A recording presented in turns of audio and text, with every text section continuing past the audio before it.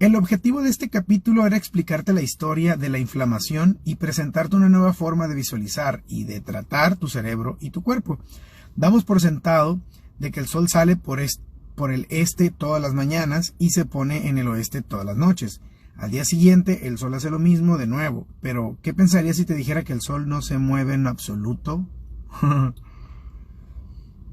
Somos nosotros quienes giramos alrededor de él. Supongo que eso ya lo sabías, pero lo sustancial de la analogía es que tendemos a casarnos con ideas que ya no son válidas. Después de las conferencias, la gente suele acercarse para darme las gracias por salirme de las estructuras convencionales. Con todo respeto, ese no es el punto. Al mundo no le sirve de nada que la gente considere que soy alguien que se sale de las estructuras convencionales, que es una manera como a mí también me ven algunas personas. Digamos, rebeldes sin causa, y la neta es que no va por ahí. Frank, ¿qué onda, Frank? A mí también me gusta el clima así. Estamos conectados. Saludos, man. ¿Dónde nos quedamos? Ok. Dice, mi misión es hacer más amplias las estructuras para que incluyan estos conceptos que son parte de nuestra cultura y en nuestra forma de vida.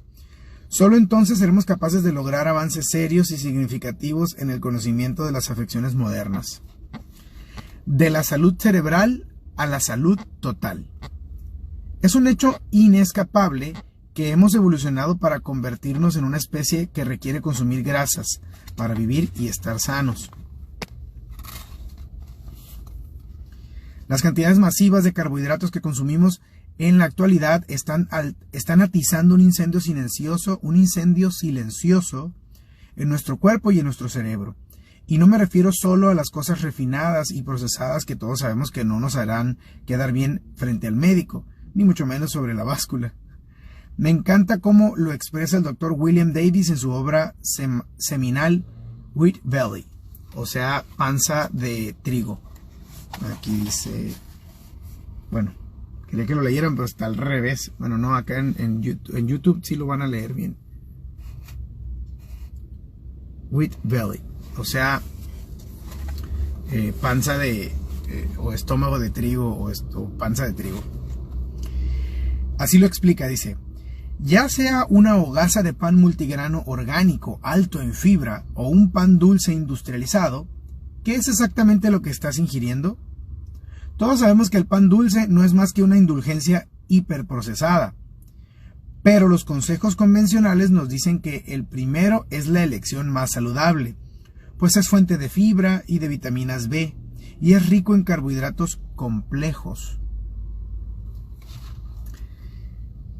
Ahora bien, no olvidemos que la moneda tiene dos lados. Asomémonos al otro y observemos los contenidos de estos cereales e intentemos entender por qué, independientemente de la forma, el color, el contenido de fibra y su cualidad orgánica, tiene efectos potencialmente extraños en los humanos. El mito de la harina integral o de que el pan es integral. Yo caí muchísimo tiempo con esa estrategia mercadológica, de mercadotecnia. Esa es justo la siguiente parada. Sin embargo, a diferencia del increíble recuento que hace Davis de los cereales modernos y de la batalla contra la panza, iremos un paso más lejos y veremos cómo estos son capaces de infligir daños donde nunca imaginamos que lo harían, en el cerebro. Capítulo 2. Estamos en el capítulo 2 para los que estaban con la duda. Capítulo 2. La proteína pegajosa. O sea, el gluten. El papel del gluten en la inflamación cerebral no solo afecta a tu intestino.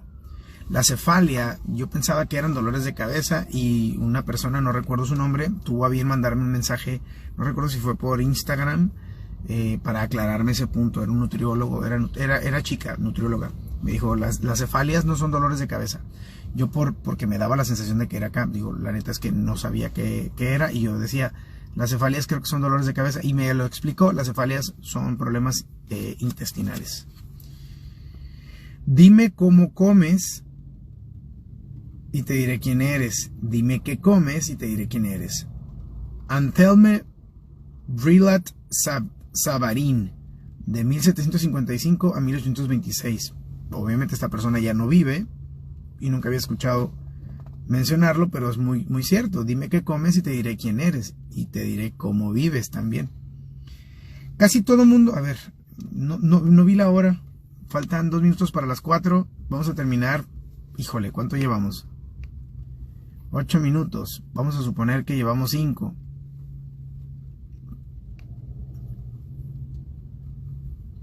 Cuatro, 5. A las 4:10, porque está bueno el chisme. Ya saben.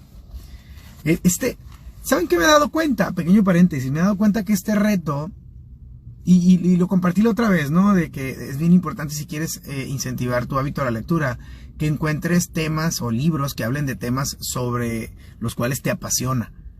O sea, temas que te gustan mucho.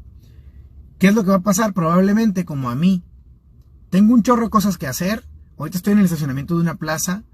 Acabo de hacer uno de mis pendientes. Todavía tengo una lista larga de pendientes el resto del día. Mientras sigo contestando mensajes, que es lo que hago básicamente todo el día desde que me despierto. Pero pues también tengo pendientes, ¿no? Vueltas que dar. Aquí estoy en una plaza ahorita y como el clima está perfecto, pues aproveché para cumplir con el reto del día de hoy, del día de hoy, ¿no? De la lectura. Lo más complicado es empezar, porque el tema está buenísimo, el tema me apasiona, me encanta tanto que me puedo ir de paso sin problema. Así que es una de las cosas que estoy aprendiendo de este reto. No es que no me guste leer del todo, sino que lo que leía antes o lo que me forzaban a leer antes en realidad no me gustaba. Así que si tú estás batallando con esto también, con el hábito de la lectura, pues piénsalo que por ahí va la cosa también, ¿no? Encuéntrate libros que toquen temas que te gusten mucho. Y créeme que va a ser menos difícil pues adaptar este hábito a la lectura, que pues es básicamente la motivación por la cual estoy haciendo este reto. Así que bueno, cierro paréntesis y continuamos capítulo número 2, la proteína pegajosa. Dime qué comes y te diré quién eres. Casi todo el mundo ha experimentado... ¡Ay! Les estaba tapando aquí, perdón. Bueno. Casi todo el mundo ha experimentado las punzadas de una cefalia intensa y la agonía de una congestión grave. En varios casos podemos señalar una probable causa cuando experimentamos los síntomas, como haber pasado todo el día frente a la computadora, en el caso de un dolor de cabeza por estrés, o el habernos contagiado de un virus de la gripe estacional. Cuando nos duele pasar saliva y la nariz se nos tapa. Esos son los síntomas, ¿no? Regularmente. Para aliviar los síntomas, con frecuencia recurrimos a remedios que no requieren receta médica, hasta que el cuerpo regresa a su estado normal y saludable. Pero, ¿qué se hace cuando los síntomas no desaparecen y el culpable es más difícil de señalar? ¿Qué pasa si, como muchos de los pacientes con los que trato, te encuentras durante años en una guerra interminable contra el dolor y la miseria? Desde que tenía uso de razón, Fran luchaba con deshacerse de sensaciones punzantes en su cabeza. Ya ven, por eso es que según yo las cefalias eran dolores de cabeza. A lo mejor es parte de los síntomas de las cefalias. Perdón que se me está cayendo el dispositivo de este lado. Ahí está.